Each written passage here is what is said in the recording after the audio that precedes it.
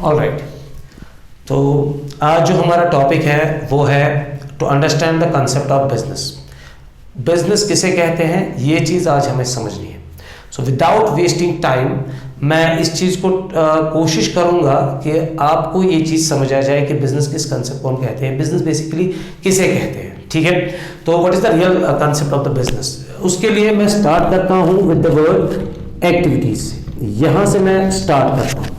मैं एक वर्ड उठाऊंगा एक्टिविटीज। आपको पता ही है हम इंसान जो है हमें बहुत तरह की नीड्स होती है, बहुत सारे नीड्स होती है। उन नीड्स को फुलफिल करने के लिए हमें परफॉर्म करनी पड़ती है क्या, एक्टिविटीज। फाइन, तो हरकतें। और आपको ऐसे भी बता दूं, आप एक एज्यूम कीजिए कि आप पूरी दुनिया में देखें जब सुबह होती है तो लोग स्टार्ट हो जाते हैं क्या, एक्टिविटीज करने। मतलब कोई किचन में, कोई वॉशरूम, कोई बेड से बाहर आ जाता है, खाने पीने की चीजें, कोई बिजनेस के लिए जाता है, कोई पढ़ने के लिए जाता है, कोई कॉलेज जाता है, स्टूडेंट्स।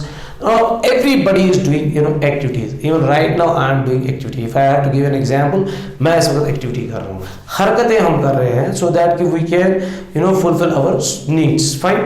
तो ये हरकतें आपको समझ आई, पूरी दुनिया में मतलब लोग हरकतें कर रहे होते हैं। हम इन हरकतों को थोड़ा सा कोशिश करते हैं क्लासिफाई करना और बेहतर से समझना, थोड़ा ग्रुपिंग करते हैं, थोड़ा सा स्कैन करते हैं, थोड़ा सा जब हम थोड़ा सा आगे जाते हैं हमें पता चलता है activities are of two types. Some are economic, fine.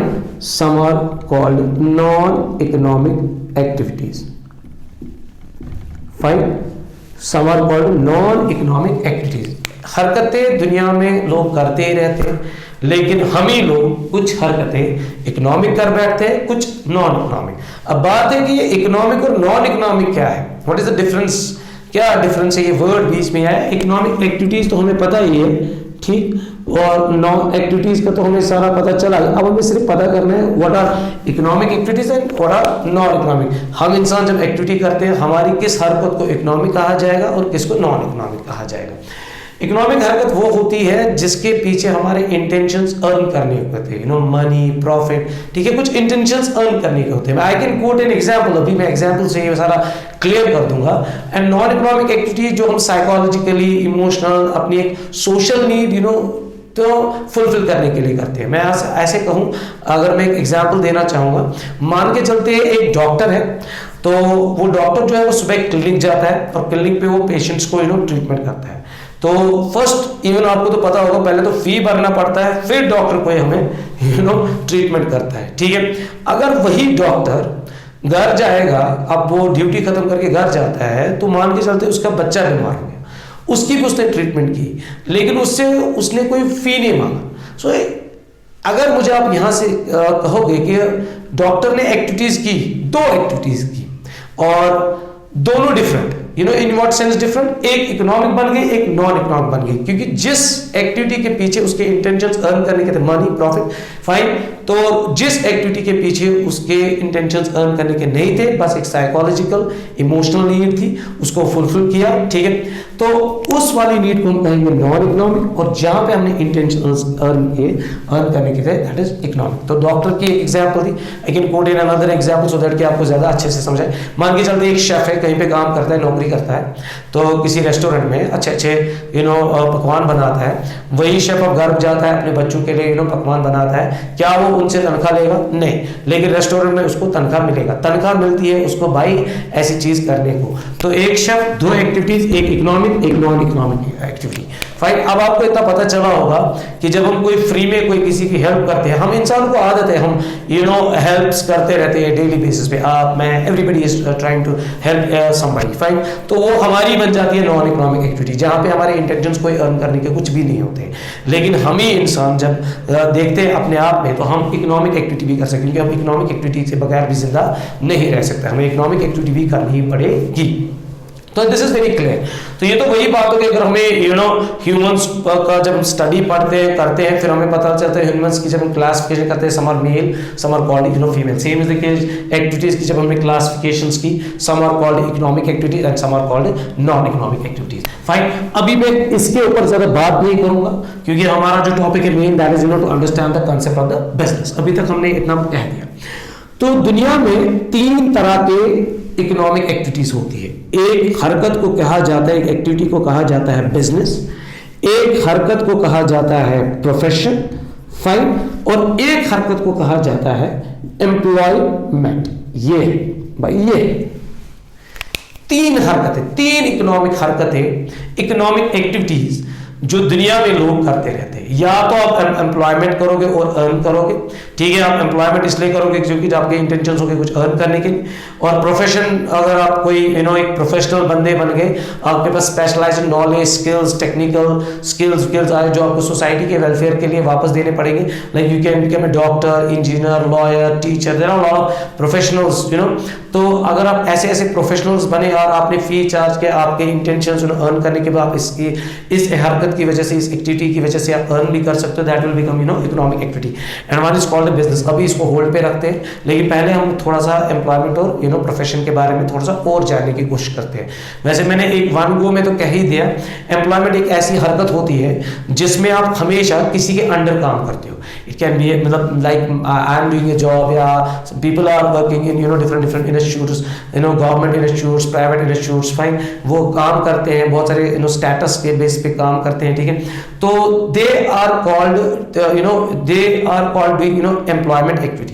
Economic activity है, लेकिन किसके अंडर आती है? एम्प्लॉयमेंट, क्योंकि वहां पे वो किसी के अंडर काम करते हैं, वो is called employer employee relationship होती है। No capital is required, no risk कुछ भी नहीं, you are getting salary, wages, आप पर्सनल सर्विस आपको देनी ही पड़ेगी, ठीक है, you are just like a servant to the master, that is called employment. आप इसकी मदद से भी पैसा कमा सकते हो, फाइन। आप profession, as I told you, आप हम ह्यूमंस बेसिकली यहाँ पे एक बहुत बड़ा कंसेप्ट आता है कि दुनिया में हम लोग ही खाली हैं। मैं अगर आपको बोलूं, हम खाली दुनिया में खाली लोग ही हैं, और हम ही लोगों को प्रॉब्लम्स होती है, और हम ही लोग खुद ही अपनी प्रॉब्लम्स को सॉर्ट करते हैं और एज्यूम करते हैं कि दूसरे लोगों को भी ये प्रॉब्लम होगी और उनको भी सॉर्ट करने के लिए कोई सर्विस या कोई प्रोडक्ट या गुड या कोई सर्विस कुछ भी देते हैं बना के, और इन रिटर्न वो हमें वहां से वापस कुछ ना कुछ दे देते हैं। पहले जमाने में तो it was barter system, now it's a monetary system. अभी मुझे वहां की तरफ जाना नहीं है, थोड़ा मैंने अंदेशा दिया कि यहाँ दुनिया में खाली लोग हैं और वही लोग अपनी नीड्स को फुलफिल करते हैं। अब यहाँ पे प्रोफेशन, ठीक है, हम ही लोग उनको हम ही में से प्रोफेशनल बनना पड़ता है, किसी चीज की स्पेशलाइज्ड नॉलेज, पर्टिकुलर एक टॉपिक की, एक सब्जेक्ट की पूरी प्रोफेशनल, मतलब सारी A to B, like doctor is called a professional, और उसमें भी डॉक्टर पूरी ह्यूमन बॉडी का नहीं, बट कि पर्टिकुलर एक स्पेसिफाइड थिंग्स के लिए, आपने देखा होगा कार्डियोलॉजिस्ट आर देयर, जो are working for the heart, specialized knowledge particularly इसी चीज की, ठीक है। Same is the case lawyers, teachers, engineers, particularly society के अंदर ऐसी कुछ इंपॉर्टेंट प्रॉब्लम्स, नीड्स जिनके ऊपर एक प्रोफेशनल नॉलेज लाई गई हो प्रोफेशनल इंस्टीट्यूट से। मैं ज्यादा डिटेल इसमें नहीं जाऊंगा क्योंकि ये ऑलमोस्ट आपको समझ आया होगा, इंटेंशंस हमारे अर्न करने के होते हैं। Now I will move to the business concept. इसके अदरवाइज अगर हम थोड़े से और कैरेक्टरिस्टिक्स पढ़ेंगे तो हमें बहुत सारे पता चलेगा। हमें ये प्रोफेशनल लेवल पे लेनी पड़ती है, टेक्निकल तरीके से लेनी पड़ती है। There is a training, proper training for this thing, इसमें कोड ऑफ कंडक्ट होता है, ठीक है, इसमें सर्विस मोटिव पहले आता है, ठीक। Now I am talking about the word business. ये भी एक इकोनॉमिक एक्टिविटी है, मतलब इकोनॉमिक एक्टिविटी आपको इतना समझ आया होगा कि activity is done by the humans. ये भी इंसान करते हैं, ये भी इंसान करते हैं, और ये बिजनेस जो है ये भी इंसान ही करते हैं। अब ये बिजनेस होता क्या है? कहते हैं कि मतलब बिजनेस का मतलब ये हुआ कि जब आप buying and selling of goods and services, मैं भी छोटे तरीके से समझाने की कोशिश कर रहा हूं, ऑन कैश और क्रेडिट, एंड इंटेंशंस होते हैं अर्न करने के, profit, that is called actually a business, fine। मतलब कोई भी इंसान जब आप उसको देखोगे बाय एंड सेल करते हुए किस चीज को, गुड्स एंड सर्विसेज। इस गुड्स एंड सर्विसेज को मैं थोड़ा सा एलैबोरेट करना चाहूंगा क्योंकि बहुत सारों को इसमें बहुत मिसकंसेप्शंस होती है। Even students are having misconception, उनको रियल मीनिंग यहाँ पे थोड़ा कंफ्यूजिंग होता है कि प्रोडक्ट हम किसे कहते हैं, ठीक है, उसके बारे में अभी बात चलेगी। ऑन कैश या क्रेडिट, या तो आप कैश पे बाइंग एंड सेलिंग करोगे या तो क्रेडिट पे बाइंग एंड सेलिंग करोगे, ठीक है। तो और इंटेंशंस आपके होंगे प्रॉफिट। इस प्रॉफिट टर्म को भी हम अंडरस्टैंड करने की कोशिश करेंगे और पूरी तरह कोशिश करेंगे इस कंसेप्ट को समझना कि what is actually a business. It is an economic activity done by the humans just for the earning, ठीक है। And in this we purchase goods and services and buy goods and services and sell goods and services. Now the thing is कि goods and service को थोड़ा सा elaborate ऐसे करना चाहूंगा। आप लोगों को पता होगा कि मैं यूजुअली एक वर्ड यूज करूंगा प्रोडक्ट। फाइन, ये प्रोडक्ट हम किसे कहते हैं? Product is actually anything which satisfies human needs is called product as per the seller perspective, या bundle of satisfaction offered to customers। ऐसे भी मैं लिखूंगा bundle of satisfaction, bundle of satisfaction offered to the customers, bundle of satisfaction offered to the customers। या तो हम लिख सकते हैं anything which satisfy human needs। ये मतलब कोई भी चीज जो एक इंसान की नीड को सेटिस्फाई करेगी, दैट इज कॉल्ड प्रोडक्ट। मेरे हाथ में मार्कर है, it can be called a product. There is a board, it's a product, it's satisfying my need right now. जो मेरी नीड है पढ़ाने की, उसकी नीड की सेटिस्फेक्शन है इसमें, ठीक है। My mobile phone is a product. All over things अगर आप देखेंगे all around you are having clothes, kitchen में आप चीजें देखेंगे, ऊपर नीचे खिड़कियों में आप हैंडल, हाँ, एवरीथिंग इज प्रोडक्ट। फर्श, fan, lamps, everything, lamp, everything is product. Even ink of a marker is a product, fine। तो मतलब anything which satisfies human needs, जो भी कोई चीज इंसान की नीड को सेटिस्फाई करेगा, that will be called as a product, उसको भाई प्रोडक्ट कहेंगे, ठीक है। या बंडल ऑफ सेटिस्फेक्शन, जिससे बहुत सारी सेटिस्फेक्शन पूरी हो जाती है, ठीक है। एग्जांपल ऑफ दिस फोन खाली कॉलिंग के लिए नहीं, there is another need satisfy करता है, कैमरा का भी काम करता है, या स्टोरिंग का भी काम करता है, नोट्स बनाने का भी काम करता है, lot of things which can be done by the from the phone. तो बंडल ऑफ सेटिस्फेक्शंस। अब ये जो प्रोडक्ट होता है ये टेंजिबल भी हो सकता है, इट कैन बी, ये इंटेंजिबल भी हो सकता है। टेंजिबल हम टच एंड फील कर सकते हैं, इंटेंजिबल उसको हम टच एंड फील नहीं कर सकते। Fine, this marker is a tangible product, fine. लेकिन मैं आपको पढ़ा रहा हूं, it's a service, it is N intangible product. मैं नाई के पास जा रहा हूं, वो मेरे बाल काट रहा है, वो मुझे सर्विस दे रहा है, इट्स इंटेंजिबल थिंग, फाइन। आप टच एंड फील नहीं कर सकते हो, आप डीड्स, परफॉर्मेंस, एफर्ट्स की मदद से इसकी क्वालिटी चेक कर सकते हो। तो इसका मतलब ये हमें समझ आया कि प्रोडक्ट टेंजिबल भी हो सकता है, इंटेंजिबल भी हो सकता है, फाइन। देखिए, अगर दो मोबाइल फोन्स हैं, इनको आपस में कनेक्ट करना है, कॉल करनी है दूसरी जगह, there is a network, that's a service, intangible product, fine. अब इंटेंजिबल को हम शॉर्ट में इसमें कहते हैं services. Services are the intangible products basically, and goods को हम कहते हैं टेंजिबल। ऐसे मैं आपको समझाना चाहूंगा शॉर्ट तरीके से, ठीक है। तो ये क्लियर हो गया कि बाइंग एंड सेलिंग किसकी होती है। हम नीड्स को बाय एंड सेल करते हैं और उनको ही बेचते हैं। या तो हम मैन्युफैक्चरिंग का बिजनेस कर सकते हैं, या तो हम ट्रेडिंग का कर सकते हैं, या तो सर्विसिंग। इसके ऊपर भी थोड़ा आगे बात होगी, अभी पहले थोड़ा सा हम थोड़ा बिजनेस को और अंडरस्टैंड करने की कोशिश करेंगे। ये गुड्स एंड सर्विस क्लियर हो गया, बाइंग एंड सेलिंग भी क्लियर हो गई, कैश क्रेडिट भी क्लियर हो गया, और उधार पे, कभी उधार पे या तो कभी कैश पे, ठीक है। एंड इंटेंशंस होते हैं हमारे प्रॉफिट के। अब प्रॉफिट यूजुअली अगर किसी को भी पूछेंगे what do you mean by profit, तो दे विल से कि मुनाफा। बट मुनाफा किसे कहते हैं? बिजनेस एक ऐसी चीज है, मुनाफा इसको कहते हैं excess of incomes over expenses, उसको कहते हैं मुनाफा। जब ऐसी सिचुएशन आती है, this is called a business is having a profit. जब आपकी एक्सपेंसेस और आपके एक्सपेंसेस कम हो, इनकम ज्यादा हो, इनफ्लो ऑफ मनी आपका ज्यादा हो और आउटफ्लो ऑफ मनी आपका कम हो, जो डिफरेंस बीच में आएगी that will be called as a profit. Expenses हो गए, सर्विस ली कितनी है, और इनकम्स हो गई, सर्विस कितनी दी।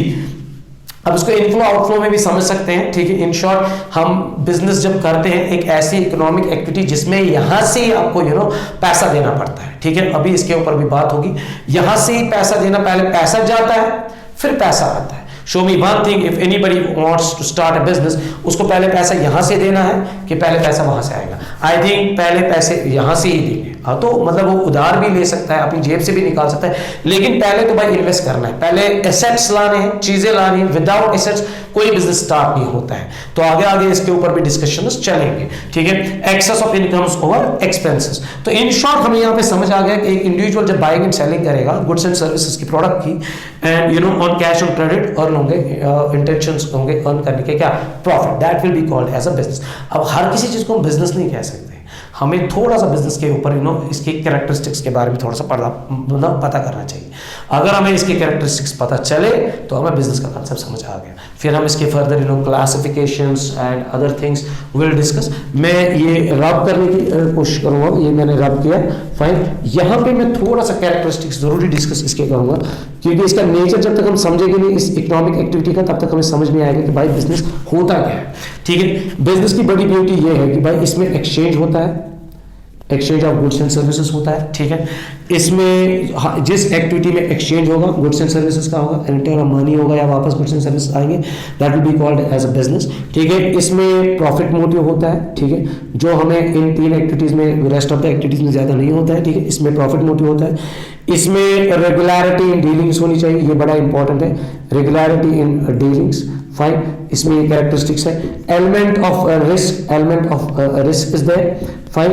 इवन वन मोर थिंग मैं शॉर्ट में बताऊंगा, customer satisfaction is there, fine. Customer satisfaction is there, okay. There is time utility, ठीक है, टाइम यूटिलिटी। तो इन कुछ पॉइंट्स के ऊपर मैं बात करना चाहूँगा।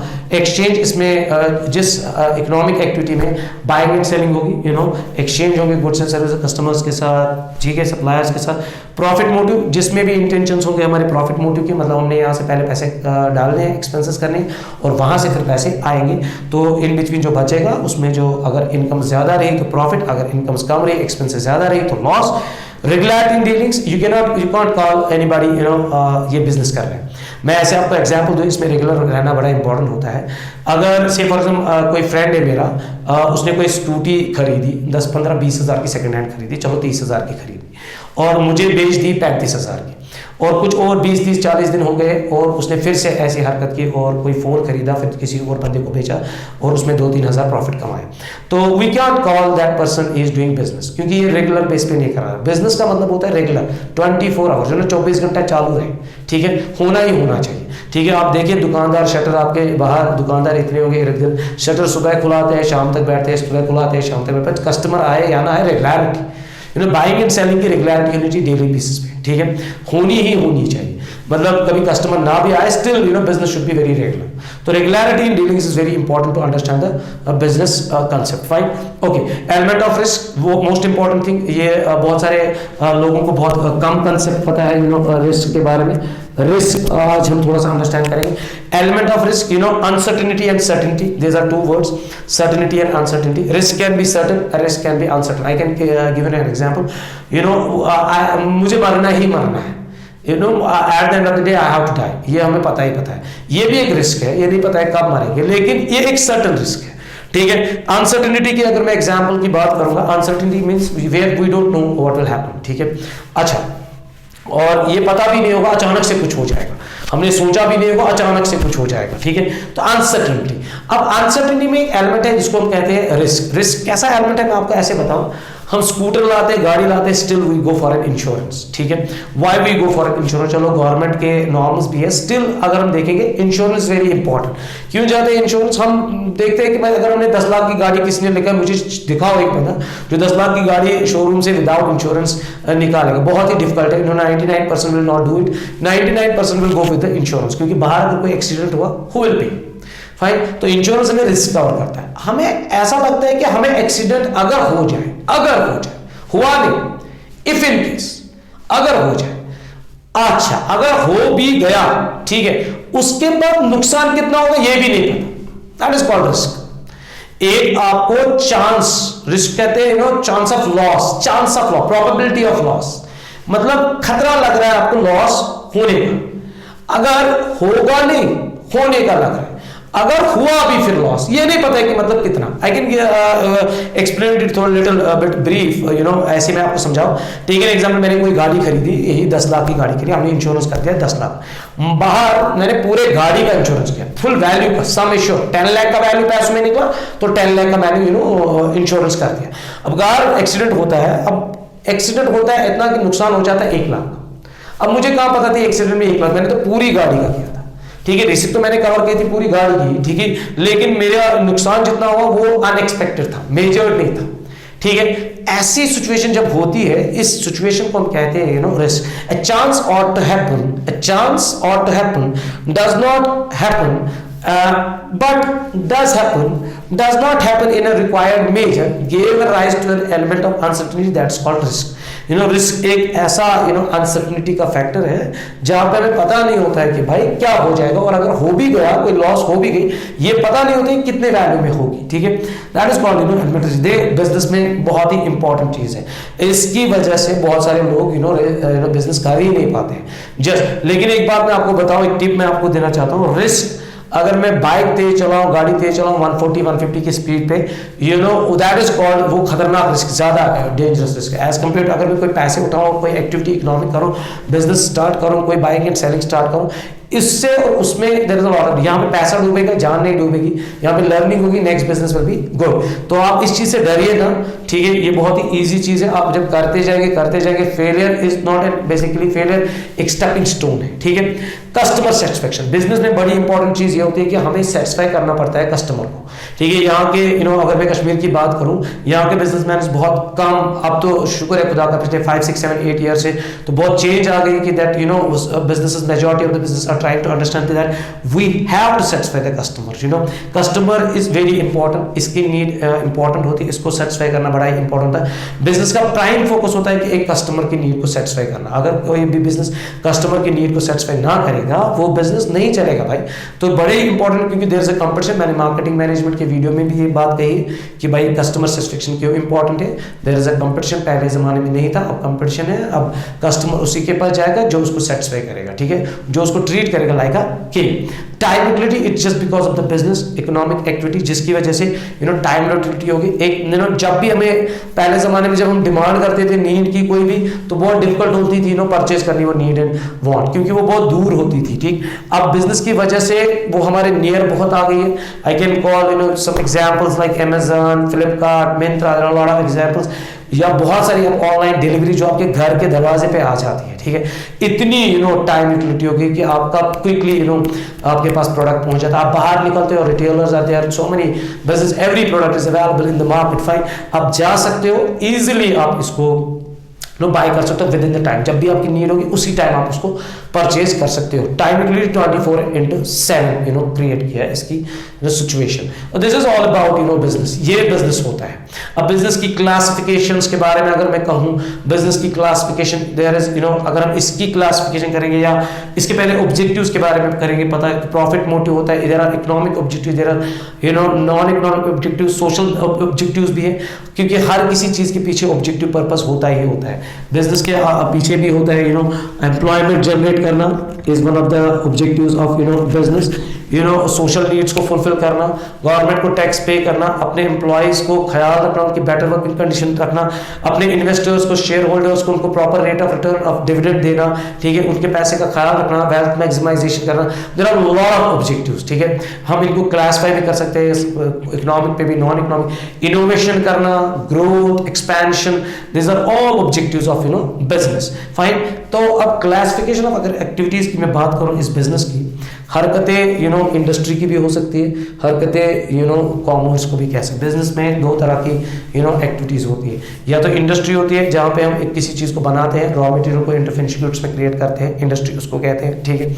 अच्छा, और एक एक्टिविटी होती है इसमें बिजनेस के अंदर, दैट इज कॉल्ड कॉमर्स। मैं इसको रब करूंगा थोड़ा सा, मैं यहाँ पे मतलब कोशिश करूंगा उस चीज़ को समझाने की, क्योंकि अब तो हमें ये समझ आ ही गया कि बिजनेस बेसिकली होता है क्या है। हम इंसान बाइंग एंड सेलिंग की एक एक्टिविटी करते हैं, क्योंकि ह्यूमन नीड्स हमें फुलफिल करनी होती है, उनको पूरा करने के लिए, ठीक है, हम बाइंग एंड सेलिंग करते हैं। हम बेसिकली मैन्युफैक्चरिंग करते हैं, ठीक है, हम मैन्युफैक्चरिंग से स्टार्ट करते हैं, फिर हम ट्रेडिंग करते हैं, जो बीच में होता है, जो मैन्युफैक्चर से माल खरीदता है और रिटेलर्स या कस्टमर्स के पास पहुंचाता है, उनको बोलते हैं ट्रेडर्स, वो बाइंग एंड सेलिंग का काम करते हैं। और बिजनेस एक होता है दैट्स कॉल्ड सर्विसिंग, आप बिजनेस कर सकते हो। तीन तरह के नेचर ऑफ एक्टिविटीज है बिजनेस, ह्यूमन इंसान एक कर सकता है, इन तीनों को हम बिजनेस के तौर पे कर सकते हैं। बाइंग एंड सेलिंग हो जाएगी इन तीनों में, ठीक है, सर्विसेज बाय एंड सेल हो जाएगी, ट्रेडिंग में buying and selling, goods and services होती है, मैन्युफैक्चरिंग में हम रॉ मटेरियल को बाय करेंगे एंड फिर उसको इंटर फिनिश्ड गुड्स में क्रिएट करेंगे, फिर उसको सेल ऑफ करेंगे, ठीक है। तो क्लासिफिकेशन ऑफ बिजनेस एक्टिविटीज की अगर मैं बात करूं, क्लासिफिकेशंस ऑफ बिजनेस एक्टिविटीज, छोटा छोटा बोलूंगा मैं इसका, बिजनेस एक्टिविटीज की, तो there are two types of, one can be called as industry, मैं इसको ज़्यादा एलैबोरेट नहीं करना चाहूँगा, and one will be called as commerce. Fine. तो इंडस्ट्री को भी हम बिजनेस कह सकते हैं जहाँ पे गुड्स एंड सर्विसेज, जहाँ पे प्रोडक्ट को प्रोड्यूस करते हैं, मैन्युफैक्चर करते हैं, where we can create raw material into finished good, that's places क्या called industry. Fine. Okay, commerce basically क्या होता है अभी मैं आपको ये समझाने की कोशिश करूँगा। पहले मैं ऐसे बताऊँगा, हमने जब कोई भी प्रोडक्ट बनाया, किसी भी इंडस्ट्री में हमने कोई प्रोडक्ट बनाया, अब इस प्रोडक्ट को हमने इसलिए बनाया सो दैट कि हम ये इसलिए बनाया गया है क्योंकि किसी इंसान की नीड को फुलफिल करना है, किसी सेगमेंट, किसी ग्रुप ऑफ पीपल का ये प्रोडक्ट या सर्विस हो, ये हमें उनको पहुंचाना है, तो उनकी नीड सच। अब बात है कि जब मैन्युफैक्चर हो गया, इसको कैसे हम अल्टीमेटली फाइनल कंज्यूमर के पास पहुंचाएंगे।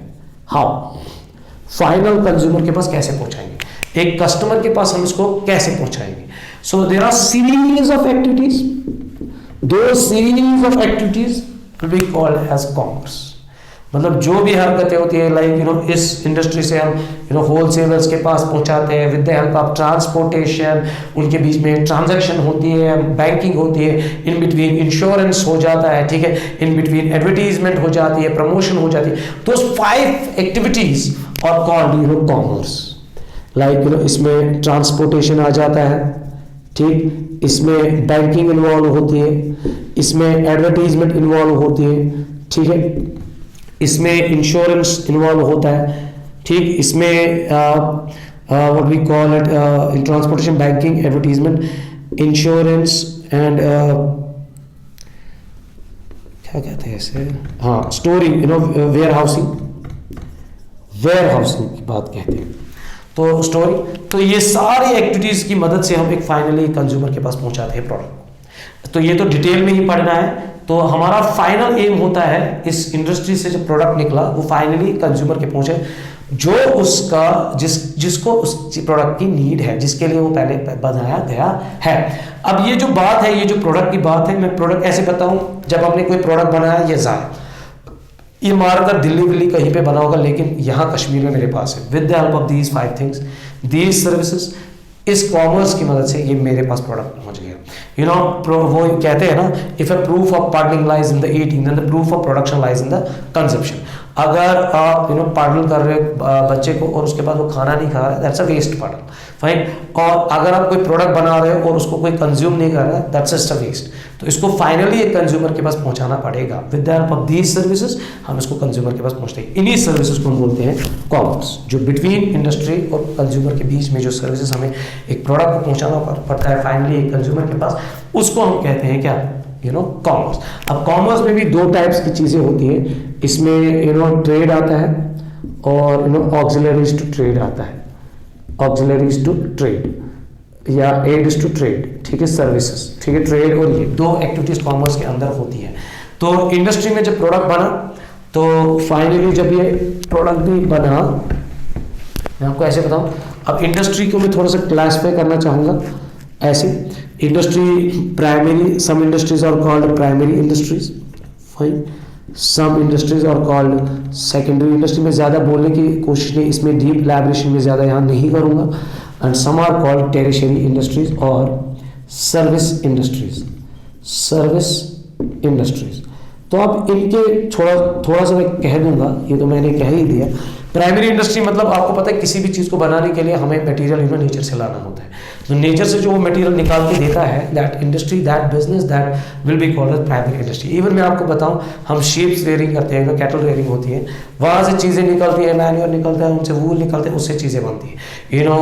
पेड़ पौधे, हाँ, पेड़ पौधे चढ़ते हैं, जो इंडस्ट्री उनको काट के वुड को हमें आगे देती है, जिन चीज़ों से हम फिर बाकी चीज़ें बनाती है, that industry will be called as primary industry. Agriculture ऐसी चीज़ें ज़मीन से उगाना, तो जो भी इन चीज़ों के साथ डील करता है, दैट विल बी कॉल्ड, वो भी एक बिजनेस है, लेकिन इंडस्ट्री में आएगा क्लासिफिकेशन में, और लेकिन आएगा प्राइमरी इंडस्ट्री। जब यहाँ से वो गुड्स निकलते हैं, वो पहुँचते हैं कहाँ, सेकेंडरी इंडस्ट्री में, जहाँ पे उनकी और पॉलिशिंग होती है, प्रोसेसिंग होती है, और डिफरेंट प्रोडक्ट्स बनते हैं। लाइक इसमें मैं मैन्युफैक्चरिंग की बात करूँगा, इसमें मैं कंस्ट्रक्शन की बात कह सकता हूँ, ठीक है, मैन्युफैक्चरिंग की बात कह सकता हूँ, कंस्ट्रक्शन की बात कह सकता हूँ, लॉट ऑफ थिंग्स जो मैं डिस्कस कर सकता हूँ। हम यहाँ पे चीज़ें मैन्युफैक्चर करते हैं। आपको पता है ना, गन्ना वहाँ से शुगर केन, दूसरी इंडस्ट्री जो उसको शक्कर बना के देती है, दैट्स कॉल्ड मैन्युफैक्चरिंग, वो प्रोसेसिंग इंडस्ट्री में आ जाता है। इसमें भी बहुत सारे टाइप्स है, assembling industry, synthetic industry, processing industry, तो बहुत सारी ऐसी भी बिजनेसेस होते हैं जो मैं आपको ऐसे बताऊँ असेंबली इंडस्ट्री के बारे में, या बहुत सारे ऐसे BMW, ऑडी, उनके अपने मैन्युफैक्चरिंग हाउसेस में वो डिफरेंट इंडस्ट्रीज के पास प्रोडक्ट्स को मैन्युफैक्चर कराते हैं, फिर एक जगह उनको असेंबल करते हैं। दैट जो उन पार्ट्स को असेंबल करके देता है, that industry is called assembling industry. तो इसके ऊपर बहुत सारी बातें होंगी, मैं तो इतना छोटा छोटा बोल रहा हूँ कि कंसेप्ट ऑफ बिजनेस क्या है बेसिकली। टेरिशरी और सर्विस इंडस्ट्रीज, सर्विस इंडस्ट्रीज वही जो मैंने अभी कहा था, ट्रांसपोर्टेशन या बैंकिंग की बात की थी, या इंश्योरेंस की बात की थी, वेयर हाउसिंग की बात की थी, वगैरह वगैरह जिनकी भी हमने बात की थी, ठीक है। तो या एडवर्टीजमेंट, कम्युनिकेशन, तो बिजनेस की ये सर्विसेज, ये भी एक इंडस्ट्री है, लेकिन ये सर्विस इंडस्ट्री है जो बेसिकली एक प्रोडक्ट कंज्यूमर के पास पहुंचाती है। आपको पता है प्राइमरी इंडस्ट्री का कंज्यूमर बेसिकली सेकेंडरी इंडस्ट्री है, सेकेंडरी इंडस्ट्री का कंज्यूमर फिर फाइनल हम कंज्यूमर होते हैं, जो यूजुअली लोग हम होते हैं, ठीक है। तो इनका काम होता है ये टेरिशरी सर्विस, जो सर्विस इंडस्ट्रीज, तो ये इनके बिटवीन भी होती है। इसको हम बोलते हैं जब इनके बीच में बिजनेस होता है, this is called B2B, business to business. एक बिजनेस दूसरे बिजनेस को प्रोडक्ट बेचता है। जब कोई बिजनेस डायरेक्टली कस्टमर को बेचता है उसको शॉर्ट में बोलते हैं B2C, ठीक है। तो बिजनेस टू कस्टमर, ठीक है। इवन आजकल की डेट में C2C भी होता है, कस्टमर टू कस्टमर, OLX वोलेक्स जो आपने देखा होगा, या फेसबुक पे जो आपने मार्केट प्लेसेस देखी होंगी, C2C, customer to customer, directly customer एक कस्टमर को बेचता है। बेसिकली क्या था जो ये बिजनेस में थी, there was some hurdles, barriers, रुकावटें थी, ठीक है। तो वो ये सर्विसेज ने बेसिकली दूर कर दिया। बाइंग एंड सेलिंग होती थी, ट्रांजैक्शंस बहुत डिलेज होते थे, ट्रांसपोर्टेशन में प्रॉब्लम थी, सारी चीजें चेंज हो गई। ये तो सिक्योरिटीज नहीं थी, उसके लिए इंश्योरेंस आया, स्टोरिंग के लिए चीजें नहीं थी, उसके लिए वेयर हाउस आया। This was done by the commerce, trading की कॉमर्स ने ट्रेड किया, बाइंग एंड सेलिंग, कोई भी ट्रेडर जो कोई भी जब भी बाइंग एंड सेलिंग हुई गुड्स एंड सर्विस की, जो वो बंदा करेगा उसको बोलेंगे ट्रेडर, और जो वो करेगा उस वाली चीज को उस वाली एक्टिविटी को हम कहेंगे क्या, ट्रेडिंग। फाइन, तो ट्रेड, और जो ये ट्रेड होता है, इसके ट्रेड को मैं यहाँ पे थोड़ा सा डिफाइन करना चाहूँगा। ट्रेड में एक ब्यूटी है कि ट्रेड भी 4 तरह का होता है। ट्रेड नेशनल लेवल पे भी हो सकता है, डोमेस्टिक लेवल पे भी हो सकता है, इंटरनेशनल लेवल पे भी हो सकता है, ठीक है। मतलब हम अपनी स्टीमें कर रहे हैं, that will be called as a state level, domestic level. हम स्टेट्स के बीच में कर रहे हैं, ठीक है, नेशनल स्टेट लेवल पे हो गया, हम अपनी स्टीमें कर रहे हैं, डोमेस्टिक लेवल हो गया। हम कंट्री टू कंट्री कर रहे हैं, that is called international level, ठीक है। अब इसमें इंपोर्ट ट्रेड, इंपोर्ट कहेंगे तो इंटरनेशनल लेवल की भी अपनी 3 तरह की टाइप्स है, internal import trade, export trade and entrepot trade, ठीक। तो ट्रेड के बारे में भी trade, buying and selling domestic level पे भी हो सकती है, स्टेट लेवल पे भी, नेशनल लेवल पे भी, इंटरनेशनल लेवल पे भी, ठीक है। तो ये थोड़ा ट्रेड के बारे में। अब ऑक्सिलरीज टू ट्रेड, यही सर्विसेज जो मैंने इससे पहले, ऑक्सिलरीज टू ट्रेड या एड्स टू ट्रेड, मतलब ट्रेड में जो बैरियर्स थे, रुकावटें थी, उनमें ऐसे क्या एड्स हमने दे दिए, या क्या ऑक्सिलरीज, क्या मतलब हेल्पिंग, ऐसी सब्सिडरी हेल्पिंग चीजें क्या हो गई, इनोवेशंस हो गई, उनमें चेंज कितनी आ गई, ठीक है। लाइक ट्रांसपोर्टेशन तब के जमाने में भी, अभी देखिए आप, there is a fast, there is a railway transport, there is a ship transport, there is a aeroplane transport. Banking की मदद से मतलब ट्रांजैक्शंस फास्ट हो गए। आप देखो आप सेकंड्स में आप you transfer the money from customer to customer और बिजनेस टू बिजनेस है, बिजनेस टू कस्टमर। इंश्योरेंस आप देखिए, सिक्योरिटी साथ इसके ऊपर भी डिस्कशंस चलेंगी। वेयर हाउसिंग आप देखिए, रिटेलर्स या स्टोरिंग गोडाउन्स देखिए आप, जहाँ पे माल को स्टोर करते हैं, मैन्युफैक्चरिंग यूनिट से फिर स्टोर हो जाता है। बहुत ही इंपॉर्टेंट था स्टोर करना, जिससे हम माल को पहले ही डिसेंट्रलाइज करके रखते हैं, ठीक है।